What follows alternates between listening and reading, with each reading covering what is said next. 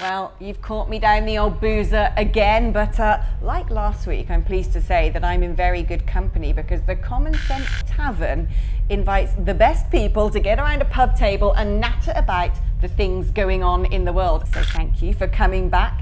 Here's to you. I hope you've poured yourself a stiff one. Today, I'm joined by the comedian Andrew Doyle.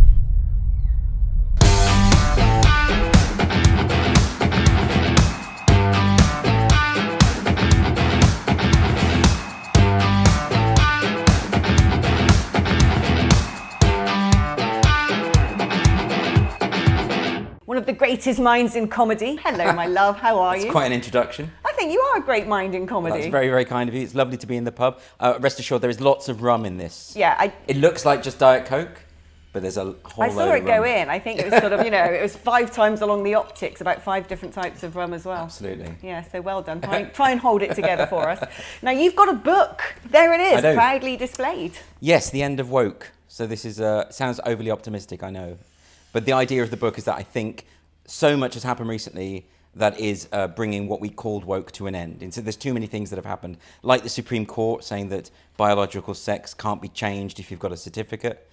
Things like the Cass Review saying, actually, we shouldn't necessarily be medicalising children who are gender non-conforming. So that's happened. Trump, of course, in America, with his various sort of executive orders saying, men shouldn't be in women's sports, men shouldn't be in women's prisons. The stuff that actually should be obvious, but became not obvious during the woke movement. It's almost like the boy who cried wolf, isn't it? The woke kept wanting more and more and more until it became patently absurd. Yeah. And so it's like the whole house of cards now has fallen down. That's really interesting. I think it only happened because a lot of people didn't believe it could be real. I think if you'd have said to someone 15 years ago, oh, by the way, there are now men, rapists in women's prisons, they would have said that's not possible. Yeah. It's just not real. Or, lots of kids are being medicalised on the NHS if they're not conforming to old-fashioned gender stereotypes. A lot of these kids are just going to grow up gay, to be honest. But they're just, at the Tavistock, at the paediatric gender clinic, there was even a joke amongst the staff. They said, "Oh, soon there won't be any gay people left," because they were straightening, they were fixing them, they were heterosexualizing them.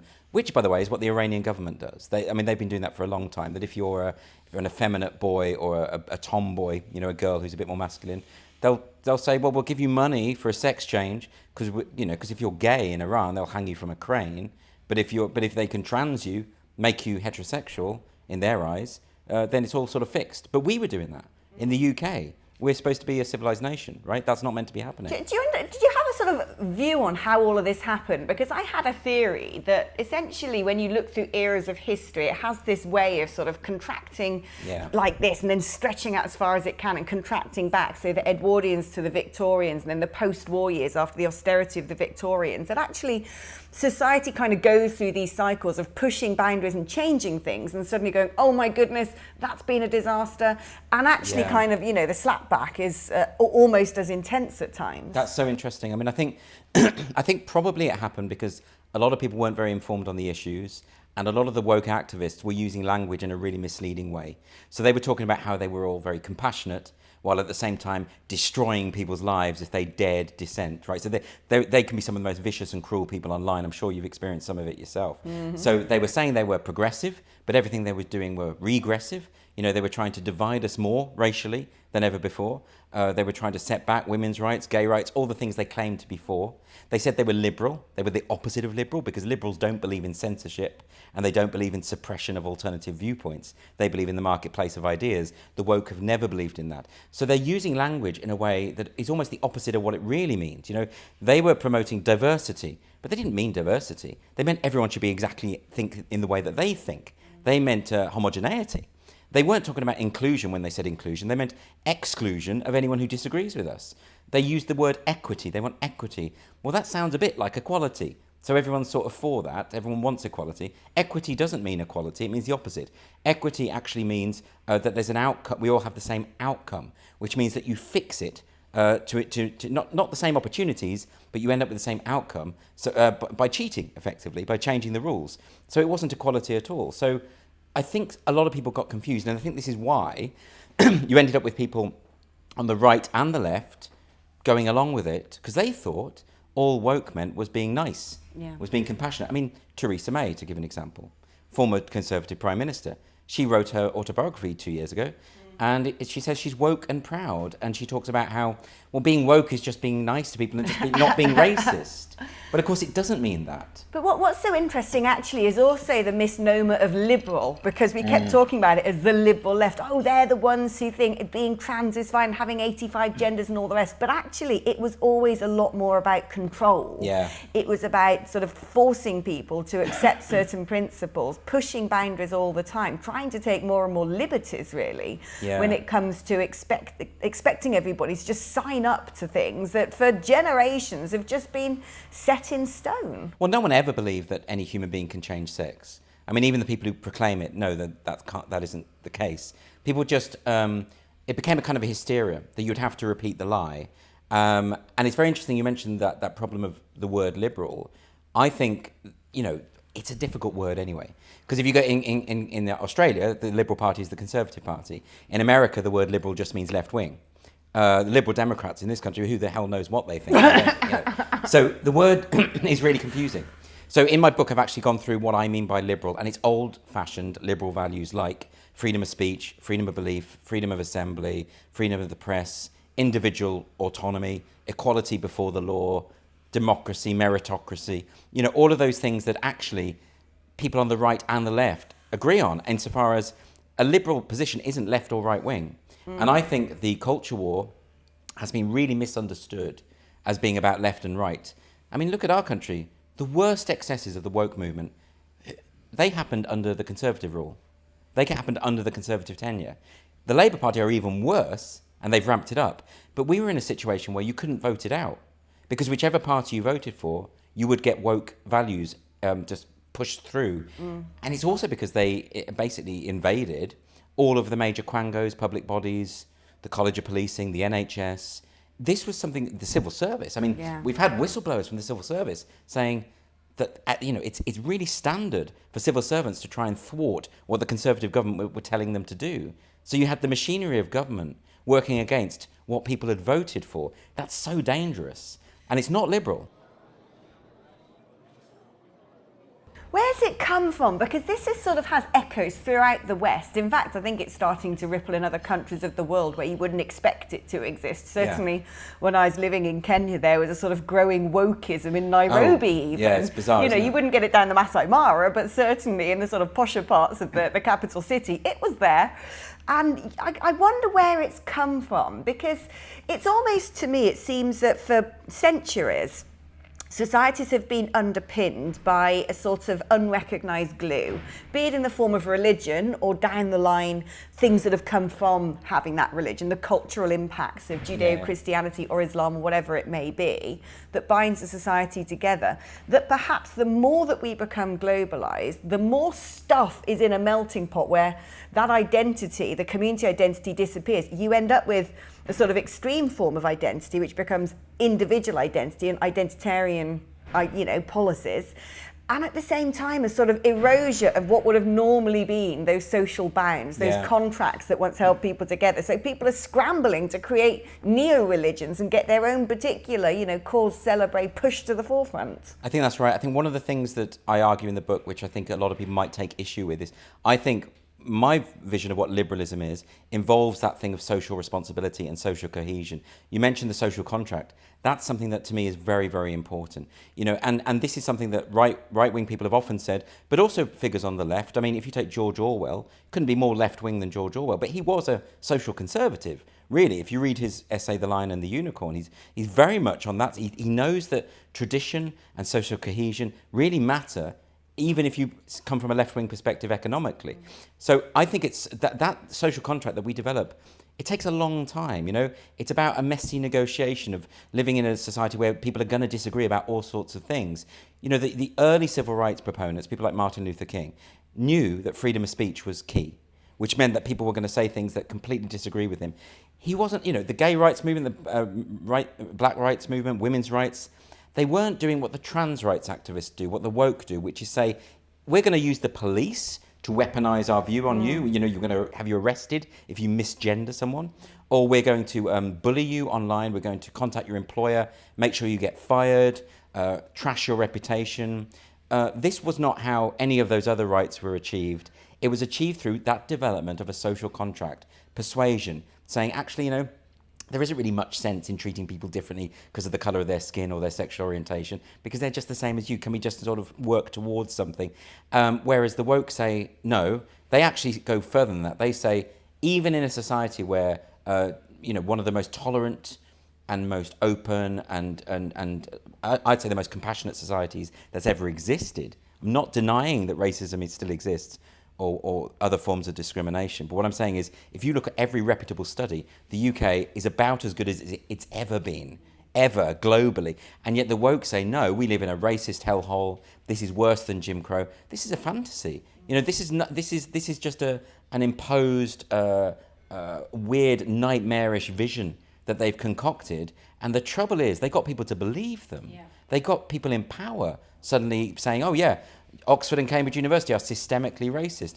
I don't know if you've ever been to Oxford and Cambridge. They're the least racist places on earth. But this sort of echoes to me something else that I think has happened with activism and woke activism, which the early movements for gaining rights or whatever it may be came from the grassroots up. Sure. There was a real sort of discrepancy in people being vilified or people being criminalized or people not having access to the same economic opportunities, etc. And those movements came from the working classes or the real people upwards. Yeah. Whereas so much of the stuff today seems to be coming from the top down. Such a good point. It seems to be coming from big corporations, from global government. And I wonder as well whether this is attached to us living in a sort of boundless quagmire of globalization, where I've always described democracy as, it's a bit like butter on toast. Yeah. If you've got a small piece of toast, you've got a nice thick layer of butter. The further you try and spread it, the thinner it then becomes. Yeah. And that, sort of signing up to so many international treaties, whether it's the EU, whether it's various quangos within the EU, the quangos in the UK government, the UN, we can go on and on and on, international charities, all of these sort of non-governmental entities that still need to come up with something to do, we're constantly placing more and more and more controls on people and coming up with more and more ideologies and philosophies that they needed to push through. Yeah, I think it's so key, that point, because the More in Common initiative did a study on how prevalent woke attitudes are in the population. And they found that at its height in the UK, wokeness was only ever supported by between 8 and 10% of the population. That means not only is it a minority view in the older generation, it's a minority view in every generation. So this idea that it's been old people failing to keep up with the young, it's not true. Majority of young people also did not agree with woke ideas. They were just too scared to speak out. It's very much been a top-down thing. It's very much been an elitist, upper middle class project. It's a very anti-working class project. It has it talks about intersectionality, group identity, sexual orientation, sex, gender, race. It doesn't talk about class. It always skirts around class because they think the working class are a bunch of racists, basically. I mean, we saw that with Brexit. The woke hate democracy. They absolutely hate the idea that the guy cleaning the office gets a vote that counts exactly the same as the guy who runs the office. They can't stand this. And that's why after Brexit, we had all people in power on both sides of the aisle trying to thwart the vote, trying to thwart them, or saying they got it wrong. The EU has an incredible track record of this. A country like Greece or Ireland or Denmark votes the wrong way, and they say, no, we're going to give you another chance to get it right. It's elitism writ large. Wokeism was always elitist. And whenever you see the sort of really prominent cheerleaders for woke, they're always pretty posh. And I have no problem with posh people, but I'm just observing that it does, people who can't afford to feed their kids don't care what your pronouns are. Yeah. They just don't. When you saw those girls getting arrested at the National Gallery for chucking soup at the Van Gogh painting, did you hear how plummy their voices were? They sounded like something out of a P.G. Wodehouse novel. There's the joke, isn't there, that what is your Extinction Rebellion name? To construct it, you've got to come up with the name of your favourite herb and spice, or herb or spice, yes, and then the last place you visited. Well, it makes sense because one of the Colston Four, I think, was called Sage Willoughby. Right, there you go. And I think one of them was called Hugo Ponsford. Ponsford? Yeah, I mean, that sounds like I made it up as a joke. What would be your Extinction Rebellion name? Well, I don't know. I invented that character, Titania McGrath. I love Titania McGrath. Which is a posh, it was a deliberate idea because They're all so plummy. It's so funny. Let's talk about actually that, because it's clearly now sort of identified about those, among those of us who look at wokery and go, it's very much luxury ideology. I think it was Lionel Shriver who came up with, maybe it wasn't, but I've heard her use that form of words. The idea that since things have become more equal in society, everyone can get on an aeroplane and go abroad on holiday. So you can come back with a suntan and everyone can have a smartphone, you can get a car on finance. It's very difficult now to parade wealth and show that you are very different from these people down there, you know, that I belong to the proper rich classes. I'm not just, you know, some of Essex done good. And that these ideologies became a way, they became like a Gucci handbag, a way of showing that you are special because you get these things. And I've always said it comes from a position that the working classes don't live a sheltered upbringing at all. They see everything in reality. The middle classes do, and they want to maintain that. The idea that, you know, the way that sort of activists smear working class people as racist, and working class areas are the most racially diverse. Yeah. You know, working class people know people of all races, right? They're the least racist people. It's so offensive for people to make that claim. But you see it again and again. And the luxury belief thing's really interesting because if you're very, very wealthy, you probably don't live in an area that's particularly diverse. No. That has many immigration issues. Or if you do live next to someone from a different country, they will be the nuclear physicist or the surgeon. They're not going to be, you know, Mohammed who came over on the boat yesterday who believes that stoning women is the way forward. Right, and then, you know, you have some women who say there's no problem with trans women in prisons or that. Well, they're never going to go to prison, are they? Yeah, exactly. They're never going to be in that situation where they're sharing a cell with a man. Yeah. You know, and not just any man, but a dangerous criminal. Yeah. So it's very easy to pontificate if you're never going to be put in that position.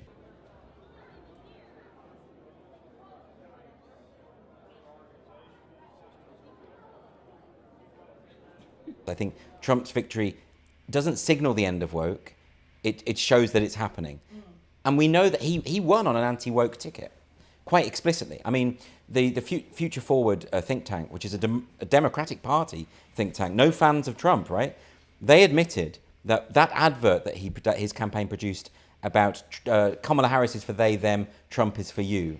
That was the slogan, because Kamala Harris had been talking about how we need to provide transitional surgery for prisoners. And so he had this brilliant slogan, Kamala Harris is for they, them, Donald Trump is for you. And this group, Future Forward, found that among people who saw that advert, it actuated a 2.7 point tilt towards Trump, which is a huge swing. That's a hugely effective advertisement campaign. And it was an anti-woke thing. But that was the key. What was so crazy, actually, is how that particular election with the two characters couldn't have typified both movements more. You had the sort of silverback male, I don't care if I offend people, bully boy on one side. And on the other, you had the sort of jazz hands, so happy black woman, and even that weirdo. Like, what was wrong with Mike? Where's he gone, that guy? Well, he Tim was Walz. like, Tim Walz, that's it. He was like, he was weird. He was an odd choice. And of course, he was the one that in the vice presidential debate against J.D. Vance said that he thought that hate speech wasn't covered by the First Amendment, which was a really major thing because, you know, effectively that was saying the Democrat presidential ticket don't really believe in free speech. That was never going to wash with the Americans. You know, it was never going to work. Now, he was a crazy choice. Kamala Harris was really inept, was never electorally successful. It exposed how vacuous that side of the movement often is when challenged, though. Yeah, oh, absolutely. But then, you know, both sides were calling each other fascist. You know, I mean, Donald Trump was doing it too. And I get so bored of that. You know, I think, you know, when I saw the MSNBC coverage of the Trump's rally at, I think it was the Madison Square Garden, and it said, another fascist did this a number of years ago, and they showed images of goose-stepping Nazis and all this sort of. It was so pathetic. Yeah. Neither party are fascist. You need to understand that that is a specific historical thing that happened, and this misuse of terms is just an extension of calling everyone a racist if you don't agree with them, right? It's infantile. It's not proper politics. So I wasn't really a fan of either of them, to be honest. But I was pleased that the anti-woke candidate won, because I think ultimately we needed someone to reverse those crazy executive orders that Joe Biden had done. You need someone like Trump to say, actually, I'm going to say what everyone's thinking. And by the way, men not being in women's sport and men not being in women's prisons, that's a Democrat thing too. 67% of Democrats support Trump's position on that. It's a no-brainer. So the Democrats are supporting something that alienates practically all their own voters, and Trump was willing to find this cause that, I'm sorry, it is a unifying cause. That's something that left and right both agree on. And he was able to do it. And so I get really sick of people saying, oh, woke stuff doesn't matter. Trump's in power because of the woke, because of the culture war. Like, that we have a leader of a free world. Enormously. I mean, the amount of times I get people contacting me who are in the police force and say that they're being told when they're doing their training as police that you've got to treat certain communities like this and others this, that they actually spend about 70% of time in lecture halls when they go to the College of Policing. Yeah, it's terrible. Being told all about sort of, intersectionality, which has a huge effect on then going out there and being able to police properly, where you're not bringing into it this idea that people need to be policed differently. But do you think now, I mean, look, we're in such an interesting place electorally in the UK. I mean, it happens once a century, if that you suddenly get one of these political upheavals. Right now, it looks like Reform UK can do no wrong. I mean, we're a long way off from a general. Yeah. But I think the latest polling was something like 31% for Reform, with an 8-point lead over Labour. Conservatives now in 4th place. It's crazy, isn't annihilated. Yeah. And you kind of think, surely this is now too far too deep to be unravelled in 4 years. You never know, though, like you say. You never know. No. I think they're going to try, whoever they are. You know when we say, like, they are going to do everything they can to stop Farage? Who are the they? I've never quite understood who the shadowy cabal is at the top of all of this. I think we just mean the fates, the gods of destiny. The gods of politics. Because politics can shift so rapidly. But you do think, though, I'm sure, that there has been, when it comes to this rise in populism, the attack back against the globalisation, the attack back against woke, there is very clearly concerted efforts happening at governmental level in France. They tried to do in Italy when they smeared Giorgia Meloni as a Mussolini sympathiser when she was a young person, how dangerous she was. Is this the face of fascism in Europe? Yeah. Got moves for the German security services to try and paint the AfD as definitively far right and dangerous, therefore have to be banned from politics. Marine Le Pen and the efforts to try and prove that she was misusing European funding 20 years ago. And NatCon in Brussels, having the police charge in. I mean, that's absolutely crazy. Craziness. Yeah. So there is something going on. There is a them trying to stop the revolution. Exactly. There's a mistrust of populism. Populism has become like a snarl word, like a smear. There's a mistrust of the masses. A mistrust of democracy, ultimately. When J.D. Vance came over to the Munich Security Conference and said to the European leaders, stop being afraid of your own electorate. Stop running away from your own voters, because America can't help you if you do that. He was completely right. The crackdowns on free speech are the same thing. You will find that when there is a political movement that is against the interest of the elites, they will use any kind of technique, Machiavellian technique, to try and undermine it. And the key one is to smear everyone as a fascist. Yeah. We had it with Brexit.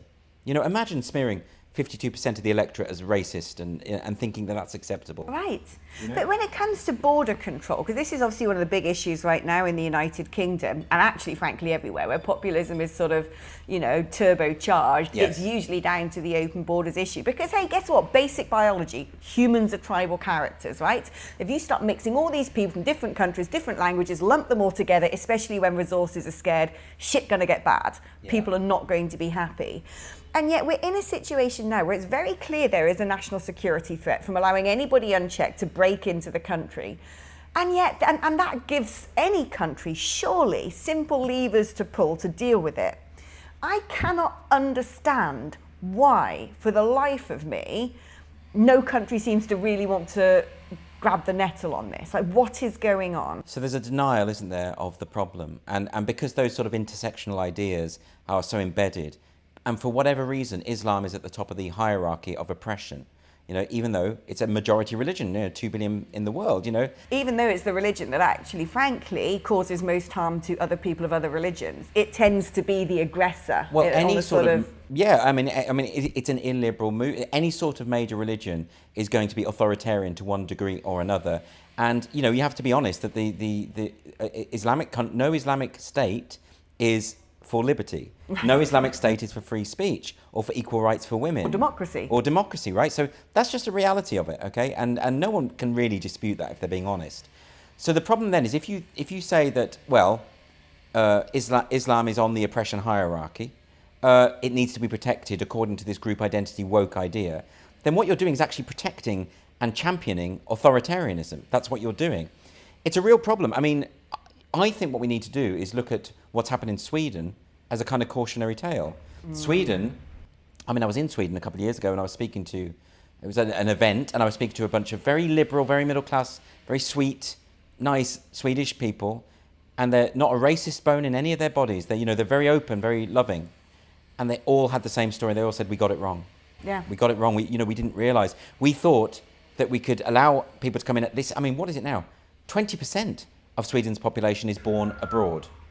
20%. And if you count people who are born to two foreign parents, it goes up to 27%.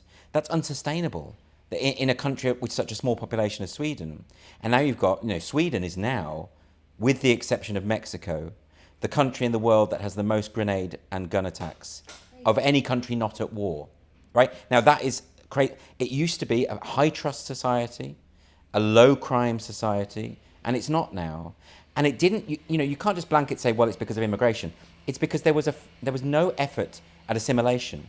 The government, if you're going to allow open borders to that extent, you have to be pretty firm and robust about people coming here. A condition of citizenship has to be that you adapt to the values of the host nation. Because if you don't do that, the liberal system breaks down. But some people would say that actually, depending on where people have come from, that adaptation, that integration is almost impossible. If someone's reached the age of 20 or 30, being brought up in an Islamic country Sure. with a set amount of beliefs, it's very difficult as much as it would be for me to go to somewhere like Saudi Arabia and go, oh, I'm totally on board with women covering up and not being able to drive, or whatever it is. Very unlikely that I'm going to suddenly start believing those things. Sure. The question is, if we've got now to a point where it feels like we've got this wrong, like Sweden saying, the cure, this is what no one's still speaking about now, how you now deal with this going forwards. Because I think there's a lot of people out there going, okay, the cure's going to have to be some pretty bitter tasting medicine, and does anyone have the gumption or will or even want to apply that? I don't think a new form of authoritarianism is the answer to another form of authoritarianism. I worry about that. I don't think we're quite where Sweden is. I think we're quite a way off, actually. Sweden is criminalising people for burning copies of the Quran, their own book, which they should be allowed to burn. I don't like the image of a burning book because of the historical connotations, but it's still freedom of expression. If it's a peaceful protest, it should be allowed. That guy who was shot in Sweden, Salman Momika, he was killed. He was on trial at the time for burning his own copy of the Quran. Yeah. That should never happen. And the Swedish government thinks, well, if we don't put these people on trial, we'll have riots in the street, and they might do. But we don't. We're currently putting someone on trial for burning a Quran.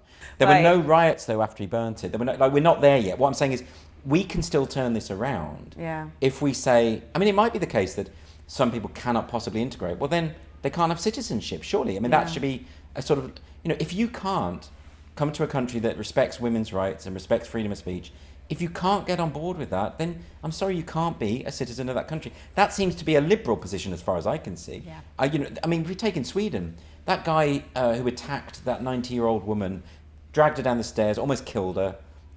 He had, I think, 20 convictions since being granted asylum in Sweden, including a period of time in prison for rape.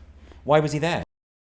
It doesn't make any sense. I don't think anyone on the left, right, or anywhere who's thinking clearly about this would say, yeah, when someone comes here and they break the law, we keep them. Why? They've failed their citizenship test by, committing crime. It's a total no-brainer. And the idea that, but like you say, if a society reaches a point where they have made all the mistakes, then you have to have discussions about, oh God, do we have to now start forced deportations, all those kind of things. They're really ugly things. Just don't sit well with anybody who believes in a high trust, tolerant society. We don't want to become the Idi Amin of Europe. No, and you end up surrendering your own principles. Yeah. Because, so my view is don't reach that point, right? You don't want to live in a society where you're rounding people up into camps and you really don't want that. Yeah. That is a very bad situation and it's not something I could ever support, and I find it terrifying actually. Well, the way to do that is to apply general liberal principles. Say, yes, okay, if you want to live in this country, if you're seeking asylum, we have a great proud tradition of accepting people who are genuinely fleeing from war and that kind of thing. But you still have to have conditions for citizenship. It seems like I mean, I sound very frustrated, but I don't understand how that's a controversial point. Yeah, if you come into my house, take off your shoes and flush the toilet after you've used it, and please put the loo seat down. These are the rules of where I live, right. you know? Fine. And then if they start criticising your soft furnishings, you get can out the house. You can kick them out. Yeah, exactly. Time has flown by. I could carry on talking to you all day. There's a lot to say, isn't there? I feel like I haven't even covered like 1/10 of what we could chew over. But what we're doing in the Common Sense Tavern is a kind of, it's almost impossible. It's sort of infantilizing everything down to 60 seconds. But can you come up with a sort of 60-second to save the world? What would you do? What would your policy be? What is the one thing that you think needs to happen in the UK to just make life better? There are so many things I could say, so I'll just say one out of many. One of the things is, I would say, scrap the College of Policing. Because the College of Policing is now an activist group that is training its police in England and Wales that it's their job to audit the emotions and thoughts and speech of the public and to record non-crime hate incidents against people who have committed no crime, hence the phrase non-crime. Even though the Home Secretary told them to stop doing that. The High Court told the College of Policing to stop doing it, but because it's captured by activists, it ignores them. So why doesn't the government, or, I know the Labour government won't, but why didn't the Tory government just scrap them? And I'm not saying don't have a training college, but have something that's fit for purpose. Right. Learn how to put handcuffs on people, not about intersectionality. Don't go to someone's house. Don't send 6 officers to someone's house because of a tweet they posted, and then say they've got very Brexity books on the shelf. This stuff is madness. Yeah. The police have no business arresting people for what they say, even if it's offensive, even if it's upsetting. That's called free speech. Now, someone did want to sort of taunt the police by having a Brexity book on their shelf. Ta-da! There it is. When can they get it? Well, it's out. It's out this week. So, it's already available. It's very Brexity. and it's because I was one of the few comedians that was pro-Brexit at the time. I think there were 5 of us. So there's that. But, but I also respect people who voted the other way. That's the argument I'm making in the book is we need to be able to disagree and still get on. Right? That's what it's all about. But we've kind of lost that. And I think that the end of woke, hopefully, we might get that back. Maybe. Yeah. I think it is the end of woke. I think you're onto something there. I hope so. Well, cheers to that. Thanks, Andrew. Cheers. Hey, enjoy your rum. Thank you.